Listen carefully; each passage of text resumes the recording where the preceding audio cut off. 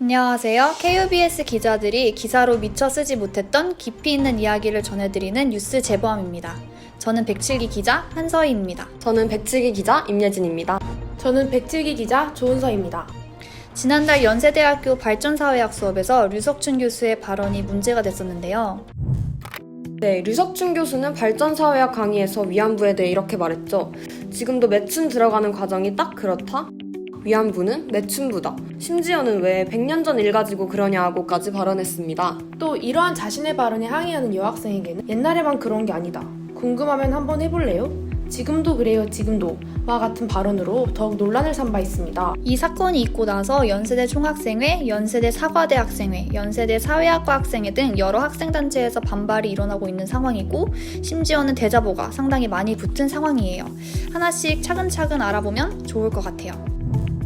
네, 연세대학교 총학생회는 이 사건의 두 가지 문제점을 지적하고 있습니다. 첫 번째로 류석춘 교수는 학문의 자유라는 미명 아래 역사를 왜곡하고 위안부 피해자들을 모독하였다라는 문제점인데요. 위안부 피해자들이 마주해야 했던 폭력적인 사회구조를 배제한 채 류석춘 교수가 발언한 게 문제가 되는 거죠.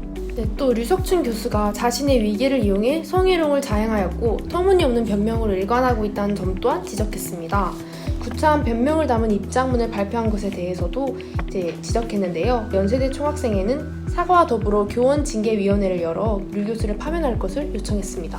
사실 예전부터 상당히 문제가 많았었죠. 네, 류석춘 교수는 수업을 할 때 종종 자신의 수업에 들어오는 빨치 사안을 사냥하는 재미로 수업한다고 말하곤 했습니다. 그리고 청년들에게 일배를 많이 하라고 추천하기도 했죠. 그러면 연세대 사회학과 학생회장 유해슬 씨의 입장을 한번 들어볼까요? 위안부는 매춘이다?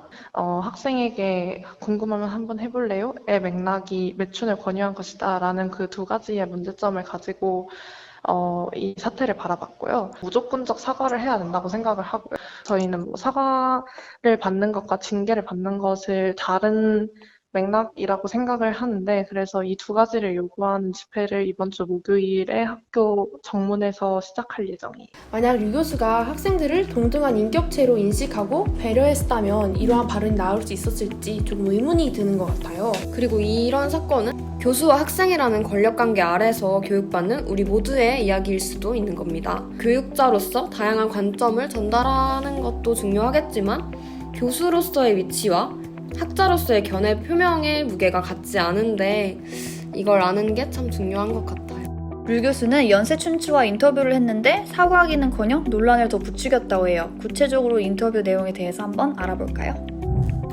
네, 먼저 류석춘 교수의 인터뷰 중에 학생단체, 동문회 등 여러 단체에서 비판이 이어지고 있다라는 질문에 황당하다는 입장을 밝혔죠.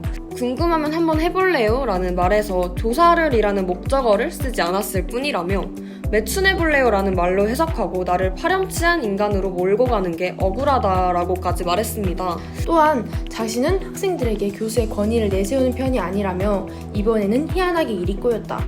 총학도 달려드는데 총학의 판단이 순수하지 않다고 본다. 열심히 강의하는 교수를 왜 공경에 처하게 하는지 모르겠다고 답변하며 더욱 공분을 샀습니다. 참 반성의 기미가 보이질 않는 인터뷰 내용인 것 같습니다. 그러면 이 상황에 대해서 이제 어떻게 진행되고 있는지.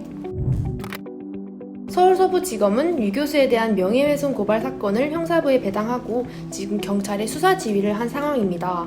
또한 시민단체인 서민민생대책위원회는 지난 23일 류 교수가 허위사실 유포, 명예훼손, 성희롱 등 혐의가 있다고 주장하며 검찰에 고발장을 접수한 상태이기도 합니다.